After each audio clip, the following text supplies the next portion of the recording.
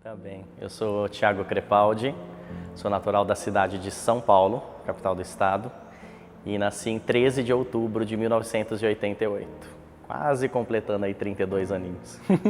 Não, comecei na militância, já tinha um bom histórico aí de paradas. Foi um convite de uma amiga chamada Lívia, Lisboa. Em 2013, se eu não me engano, relutei bastante para começar. Todos os anos a gente conversava algo a respeito. Até que uma vez eu resolvi ir, ver como é que funcionava. Conheci Douglas Holanda. A Lúcia não estava presente nessa reunião. E aí foi lá que tudo começou. Bem como ela falou mesmo há alguns anos atrás, antes desse primeiro encontro, era só sentir o gostinho e ia querer continuar. Eu tive a relação com o movimento social desde 2007, movimentos sociais em geral, né? Com o movimento social LGBT em si, somente a partir do momento que eu comecei a me envolver com a organização da parada em Campinas, né? Mas antes disso nunca fui militante LGBT, só participei de outros movimentos sociais. Tá, aqui em Campinas foi quando comecei aí nas reuniões da organização da parada. Vários grupos, vários coletivos ali se juntavam para formar a comissão de organização, discutir tudo o que ia acontecer, a temática da parada, o que ia acontecer em detalhes, né? Eu peguei o processo de um divisor de águas, né? Acho que eu posso chamar assim, em que boa parte daquele colegiado que estava ali reunido queria sedimentar, fixar uma associação de fato, institucionalizar a parada do orgulho LGBT de Campinas, que apesar de muito tempo já existir, eram diversos coletivos que estavam ali, mas não tinha algo institucionalizado. E aí esse grupo se levantou, eu comecei a me interessar cada vez mais, fui fazendo parte e foi ali que nós nos colegiamos, conversamos e abrimos os passos iniciais para fazer a fundação de uma associação, tornar algo institucional mesmo, algo ligado à população, da sociedade civil, ao poder público, ao Estado de São Paulo, fazer realmente um caminho, construir um caminho bem sedimentado, bem firme, para que a gente pudesse chegar nesses 20 anos de parada aí com uma nova forma, com uma nova visão. Então foi bem esse processo que eu peguei, o finalzinho de um grande grupo que existia para uma associação que ainda continua reunindo todos esses coletivos, todos esses grupos, essas entidades, mas agora está ali à frente uma instituição de fato. Estou sempre em algumas atividades, né?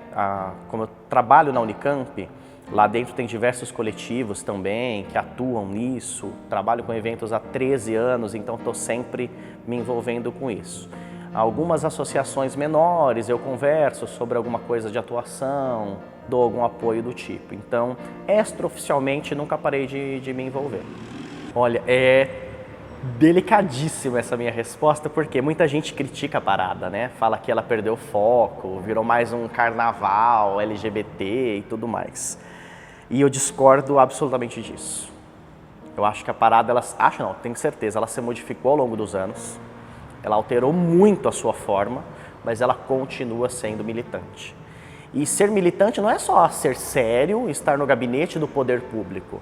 Não, é estar vestido de drag, estar montada, pode estar seminu ou seminua na rua, pode ser carnaval, pode ser festa. A parada ela serve justamente para juntar tudo isso. Quem tem a militância de terno e gravata e que tem a militância seminu. A parada ela é justamente para isso, para juntar todos esses públicos, todas as formas de militância. Então, eu sempre achei linda a parada, continuo achando linda. E toda essa transformação histórica é maravilhosa. Se nós pegarmos a primeira parada de Campinas, com a 20ª, as fotos de todo esse histórico mudou muito. E não era para ter mudado? Claro que era. Então, eu acho maravilhoso como a parada ela se comporta hoje, reunindo todo tipo de militância que existe. Também acho que uma resposta delicada, porque diverge de muitos pensamentos. Mas eu sempre tive uma visão de que as paradas elas devem ser feitas com 90% de independência dos poderes públicos, né? Justamente para que quem é contra a realização LGBT, não vou falar nem a militância, a realização do movimento LGBT, não tenha como nos apontar dedos, né?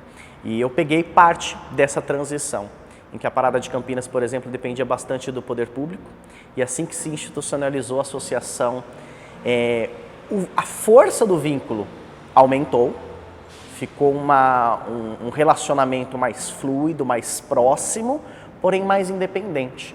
A associação, ela estava assim e bum, deu um boom, cresceu, mostrou sua força, mostrou sua independência, e agora o poder público está cada vez mais como um parceiro, não mais um financiador.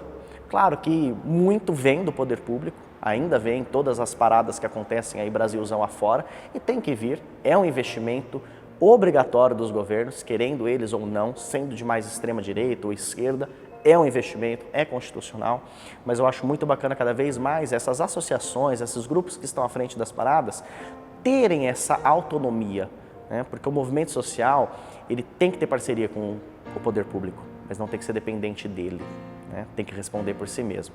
E eu acho muito lindo como tem acontecido isso em Campinas. Verdade, os maiores desafios. Tinha me esquecido, perdão. Fiz 2 paradas aqui em Campinas enquanto eu estava na associação da Parada de Apoio LGBT.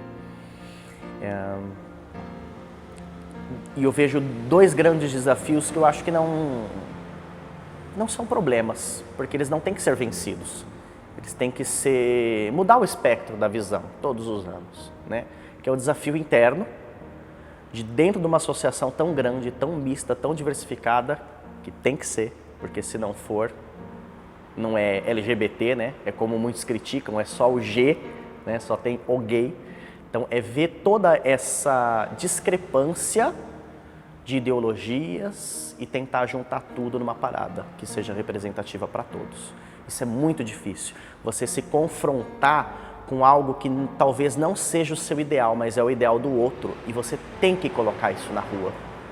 Esse é o desafio de estar à frente como instituição de uma parada, porque a parada não pertence a ninguém, né? É de todo mundo, então colocar tudo aquilo na rua é difícil, é desafiador, diria até desgastante, porque a gente terminava a parada querendo um mês de férias, num cruzeiro, que se pudesse. E o segundo desafio que eu vejo é o enfrentamento com o poder público, que por mais parceiro que seja, sempre tem alguém por trás, né, para dificultar ou tentar barrar alguma coisa. Então a gente ainda vai por caminhos bem escusos, que quando a gente acha que a gente conheceu no ano seguinte já mudou e a gente tem que se reinventar. É outro show à parte, os bastidores. Então quem vê a parada linda, como eu já vi muito antes e depois de fazer parte da associação, não imagina o caos que é por trás das cortinas para levantar aquele show todo. Vai ter palco esse ano? É a grande pergunta. Eu já tô querendo chorar porque Thiago é chorão.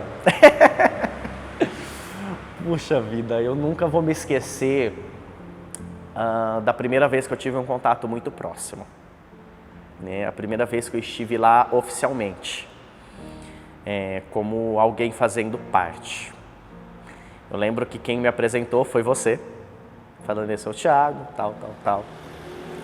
Saímos tarde daquela reunião e a primeira coisa que eu fiz foi tentar ligar para a Lúcia.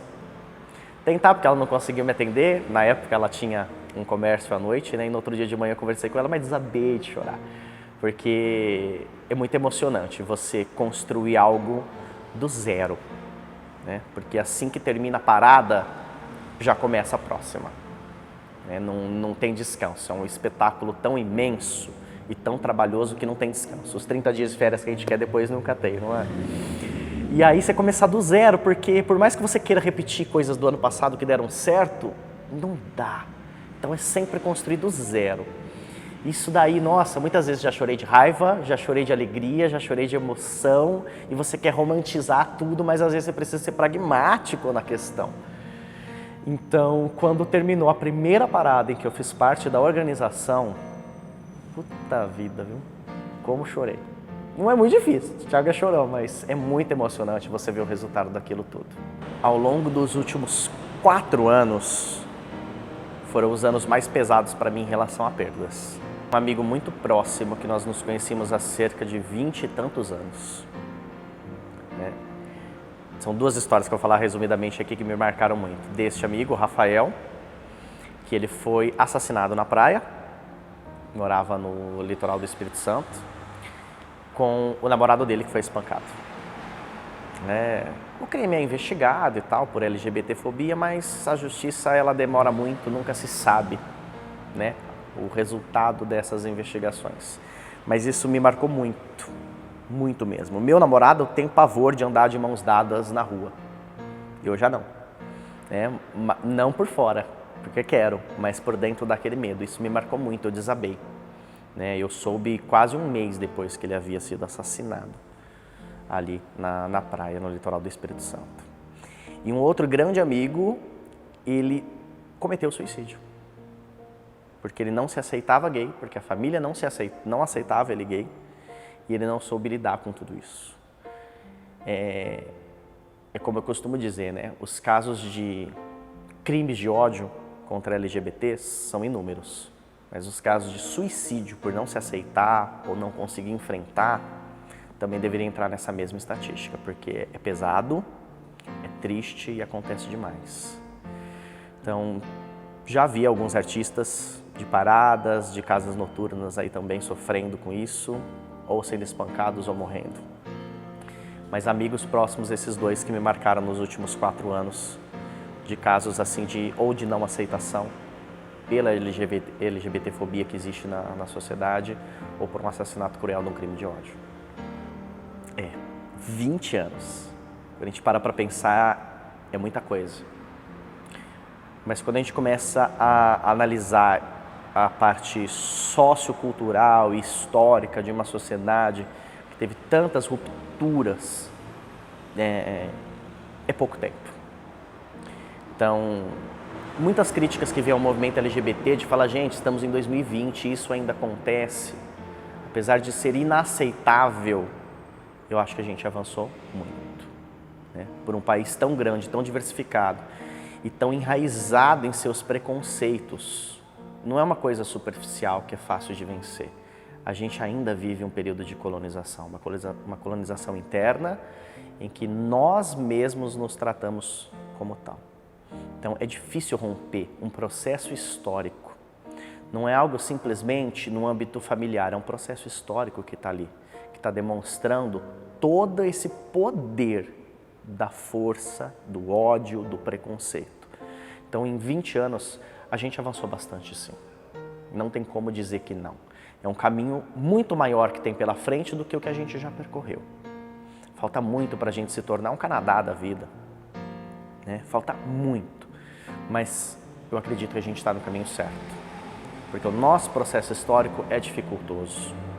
Não facilita com que a gente consiga uma aprovação de uma lei de proteção, uma delegacia própria para tratar de crimes de ódio, conseguir colocar no poder legislativo, no poder executivo, representantes que de fato têm compromisso com os movimentos sociais. Porque muitos deles entram lá com um compromisso, mas são rompidos por questões ideológicas partidárias, que infelizmente existem. Então, se fosse somente tratarmos de movimento social, seria mais simples, mas não, é movimento social, é histórico, é cultural, é político, então é uma massa muito grande que se envolve. Então as conquistas foram muitas? Foram. Eu não tenho nem ideia do que era ser gay há 20 anos atrás. Hoje eu tenho a liberdade de ser gay na rua. Há 20 anos não se tinha liberdade de ser gay na rua. Hoje nós pulamos assim a casinha para o privilegiados. Nós podemos ser gays. Trouxemos ali para o grupo de privilegiados, podemos ser lésbicas, podemos ser bissexuais. Falta o segmento T, que é o mais atingido, Mulheres e homens trans, as travestis, que é os que mais sofrem. Mas eu acho que a gente está nesse caminho de trazer também. Vamos vir para o lado de cá. É o caminho mais difícil. Mas eu acredito que está quase lá. Eu acho que o principal legado de tudo o que aconteceu em Campinas é ter conseguido institucionalizar. Porque quando não se tem uma instituição à frente, fica aquele ar de que o movimento ele pertence a alguém. Quando se tem uma instituição, ainda mais que no colegiado se escolhe quem está à frente dela, abre um mar gigantesco à frente de todo mundo que quer participar, direto ou indiretamente, pouco ou muito, de que todo o movimento pertence à população. Então, foi de fato um divisor de águas, que pode parecer bem simples assinar um papel com o CNPJ, mas é um divisor de águas. Tornou uma coisa ímpar, simples, mas que abriu um mar gigantesco de oportunidades para que qualquer pessoa que queira faça parte, se torne uma instituição e não mais pessoal. Então, acho que esse é o principal legado que ficou para Campinas. Nossa! É gostoso pensar no futuro, apesar de certo medo que dá, daquele friozinho da barriga. A gente fica pensando aí em tudo que de terrível já aconteceu, quanta gente morreu para chegarmos até aqui, quanta gente ficou para trás para a gente ser o que somos hoje. Cai aquela coisa sombria também, pensando, será que eu vou ser mais um que vou ficar para trás para que alguém possa chegar lá? E se for, tem que ser, né? Não sei se daqui 20 anos, mas tomara que seja breve assim, porque passa muito rápido. 20 anos parece tanto tempo, mas se você piscou 3 vezes já foi, né? Tomara que seja breve assim. Nós tenhamos nos tornado, como eu falei agora há pouco, um Canadá, né? Em que as pessoas têm liberdade de ser o que são, de ter as suas escolhas, de ter o domínio sobre o seu próprio corpo, sobre a sua sexualidade, sobre a sua identidade de gênero, sobre a sua figura humana. Eu acredito que daqui 20 anos, se nós conseguirmos romper agora, nesses próximos meses, com essa questão política retrógrada que estamos vivendo, e daqui a 2 anos, novamente eleições e romper, a gente tem um caminho muito melhor aí para seguir, e daqui 20 anos as paradas estarem maiores. E quem sabe, presente mesmo naqueles municípios pequenos, desses mais de 5 mil que existem aí no Brasilzão, porque começamos ali, nas capitais. Começou a invadir grandes cidades do interior, agora as pequenas cidades. Logo, logo a gente chega nesse sertãozão aí do Brasil, lá no meião, e em 20 anos a gente vai ter parada espalhada por todo esse Brasilzão, porque a população LGBT está aí. Não tem como mais esconder, não tem como mais trancar no armário, no closet, sei lá eu onde. A gente veio e veio para ficar. Quando eu vim para Campinas, 17 anos de idade, eu não sabia nem que eu era gay. Era aquele cara que não sabia o que ia ser da vida, né? E aí ficava, Campinas tem essa fama de cidade gay há quantas décadas, né? E eu, quando eu vim para cá, fiquei pensando, nossa, como será que é ser gay longe da família? E foi aqui que eu, de fato, vi que eu era gay e que eu podia ser gay, porque a família me reprimiu muito já, né? Eu me reprimi muito também. Então, Campinas, apesar dos pesares, de muitas dificuldades que passei aqui, ela me mostrou muito, muito mesmo. E Campinas sempre foi pioneira em muitas coisas, né? No começo eu não conhecia parada, não conhecia lugares gays, mas depois fui me embrenhando nesse universo mágico e colorido. E eu acredito que Campinas é um lugar muito bom para o gay viver. E um dos principais motivos é que tem muito gay, tem mesmo. É uma cidade que, apesar de alguns governos, apesar de algumas instituições que bloqueiam isso, são retrógradas, é uma cidade que acolhe a nossa população. Eu me sinto muito bem aqui, né? Sou de São Paulo, que eu também acho que é uma cidade que acolhe, apesar da violência gigante que tem lá contra a população LGBT. É mais fácil ser gay em algumas cidades do que em outras.